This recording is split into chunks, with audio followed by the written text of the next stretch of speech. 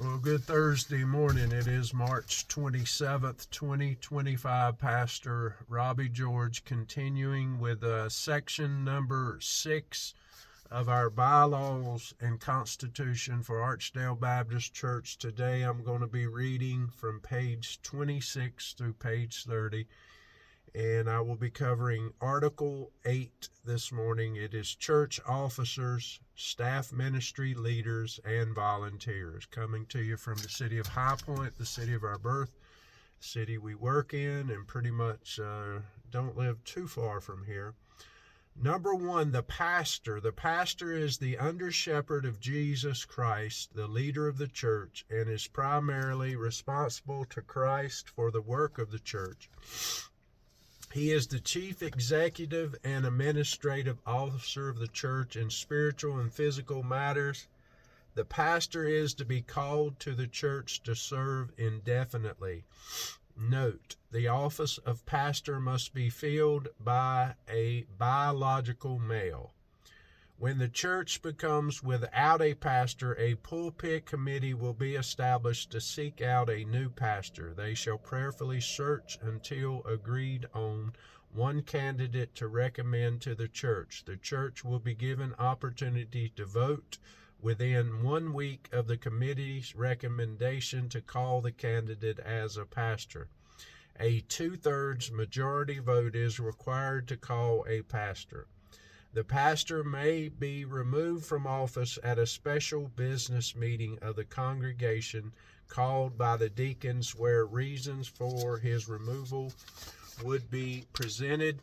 He would be allowed to answer the accusations and a vote taken. The pastor should be notified of the meeting and the charges to be brought against him before notice of the meeting is given to the congregation. A 2/3 majority vote would be required to remove the pastor. This step should be taken very carefully and prayerfully and should model the process described for all believers in Matthew 18 with matters of concern addressed privately before presented publicly.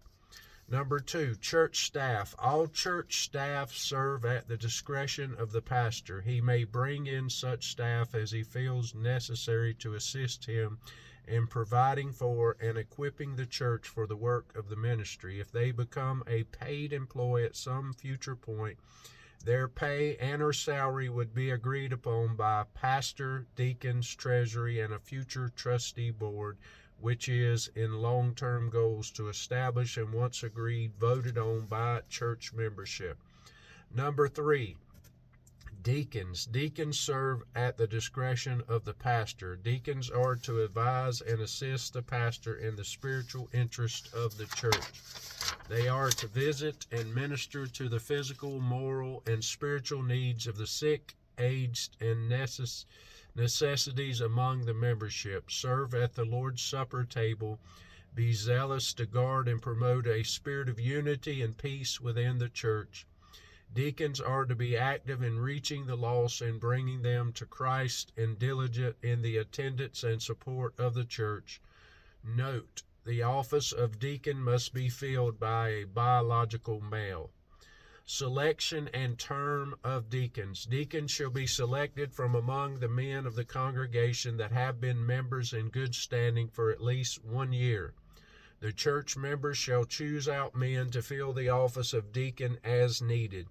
This shall be done prayerfully and in accordance with the scriptures, Acts chapter 6, 1 through 6, 1 Timothy 3, 8 through 13. A biblically founded divorce does not exclude a man from service as a deacon at Archdale Baptist Church. Each situation is different, and we look at the man individually. It should never discourage a man from service. Deacons will serve 3-year terms and must have a 1-year absence between the terms. The terms will be staggered to prevent all deacons from rotating off at the same time. Now, these men will have the freedom to resign their positions, and in the event of a resignation, dismissal, sickness, or death, the congregation would select one man to complete the term. Number 4, trustees. Once we become established out of our initial church plant phase, we will move to choose our trustees. The trustees will hold in trust the church property, maintain the church insurance coverage, and sign legal papers as needed and directed by the church. Trustees have no power to buy, to sell, mortgage, lease, or transfer any property without a specific vote of the church authorizing each action. They shall be elected to 3-year terms. Number 5, treasurer. The treasurer shall see that accurate records are maintained of all receipts and disbursements and the giving of individual contributions. The treasurer will be one of the co-signers on the checks. The treasurer will be responsible for the bank deposits of the church and for preparing a monthly financial report. Number 6, the secretary. The secretary shall be responsible for the keeping of the church minutes, maintaining membership rolls, and to help with certain church correspondence. Number 7, the general board. The general board will be composed of the pastor, deacons, treasurer, and a designated number of members elected at large. The members at large serving on the general board shall be elected for a period of 3 years. The pastor shall be the chairman of the general board. In the absence of the pastor, a deacon shall be chosen to act as chairman. The duties of the general board. The general board shall meet monthly for the purpose of receiving and approving the monthly reports of the treasurer and any committee, officers, organizations, or ministries. The general board shall prepare for the annual budget of the church and present it before the first of the calendar year. The general board shall have the authority to disperse all items listed in the approved budget and may authorize expenditures not listed in the budget up to $800. However, any expenditure not listed in the budget and over $800 must be approved by the church in a called business meeting. The general board may not assume any authority other than that which is expressly stated in this Constitution and bylaws. Any votes within the general board will be decided by a majority vote. Number 8. Ministry leaders and teachers must be members in good standing, equipped to lead the designated ministry and approved by the pastor as the ministry leader or teacher.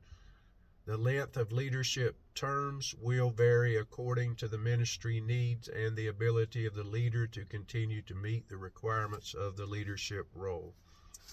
So that will complete section number 6 today, and that covered pages 26 through 30, and we will pick up next time with the qualification of church officers, staff, ministry leaders, and teachers as we move closer to the end of our bylaws and Constitution. We do have a few more sections to cover. So have a blessed day. Pastor Robbie George, Archdale Baptist Church, coming to you this morning, Thursday, March the 27th, 2025, from the city of High Point, North Carolina.